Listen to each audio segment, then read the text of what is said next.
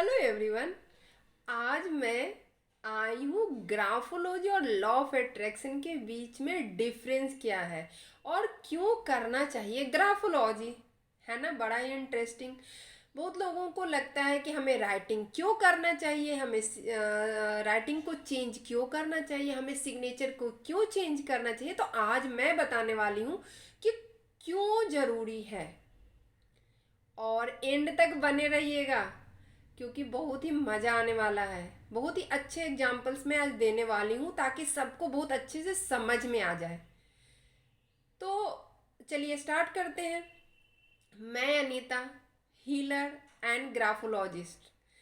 तो मैं बताती हूँ कि फॉर एग्जाम्पल, जब हम लॉ ऑफ अट्रैक्शन को जब हम जानते हैं, जब समझना शुरू करते हैं, तो हमें ये लगता है कि ये बहुत ही आसान टेक्निक है और सबके लिए लॉ ऑफ अट्रैक्शन कॉमन होती है, क्योंकि ये सबकॉन्शियस पे काम, सबकॉन्शियस की रिप्रोग्रामिंग करता है।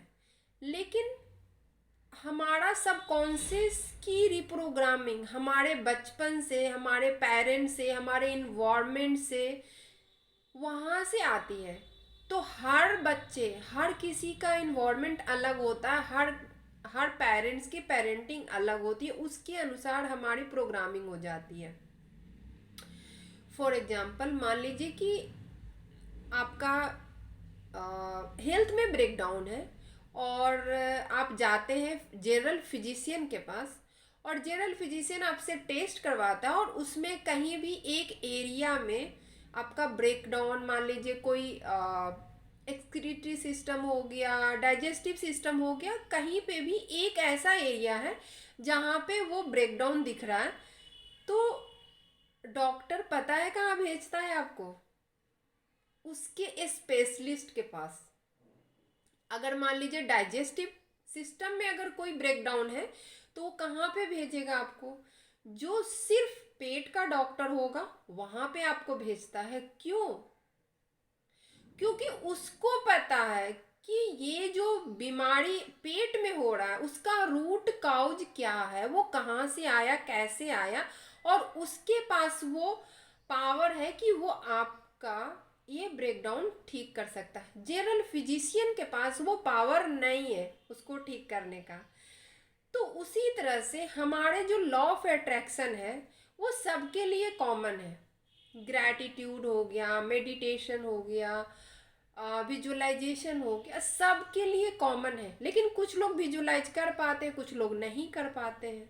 उसके पीछे रीजन क्या है, रूट कॉज क्या है? तो जब ग्राफोलॉजिस्ट क्या करते हैं, आपकी जब राइटिंग उसके सामने आती है तो वो रूट काउज क्या है आपका, वो पकड़ते हैं। आपकी पेरेंटिंग कैसी हुई है वो पता चलता है। आपको कैसा इन्वायरमेंट मिला है, आप कितना रिस्क टेकिंग है, आप कितना बड़ा बड़ा गोल सेट कर सकते हैं, ये सारा आपकी राइटिंग से पता चल जाती है। सिग्नेचर से आपका ग्रोथ क्या होगा, सिग्नेचर हमारा पब्लिक इमेज है। तो जो हमारे बचपन में जैसी प्रोग्रामिंग होती है उसी तरह से तो हमारा सिग्नेचर बन जाता है। हम एज 14-15 में स्कूल में भी सिग्नेचर की ज़रूरत आती है, बच्चे बना लेते हैं और वो सिग्नेचर चलता रहता है।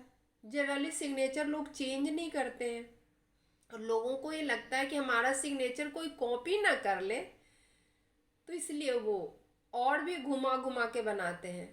बट वो ऐसा क्यों बनाते हैं? क्योंकि उनकी प्रोग्रामिंग वैसी हुई है जिसके अनुसार उन्होंने अपने सिग्नेचर को डिजाइन किया है।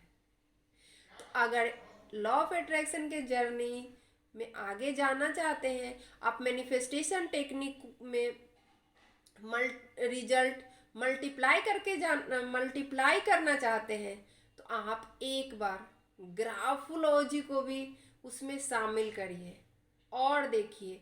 जब आपका रूट कॉज पता चलेगा और जब उस पे काम करिएगा तो आपका रिजल्ट जो है 1000 टाइम मल्टीप्लाई हो जाएगा। तो है ना बहुत ही इंटरेस्टिंग।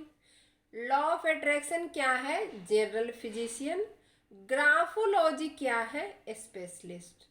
बस ये समझिए कि इतना डिफरेंस है दोनों में। तो मिलते हैं नेक्स्ट वीडियो में। और जो व्हाट्सएप लिंक नीचे दिया गया है उसको आप ज्वाइन करिए।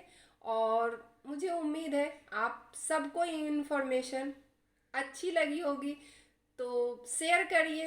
एटलीस्ट 3 दोस्तों को तो ज़रूर शेयर करिए। तो मिलते हैं ना नेक्स्ट वीडियो में।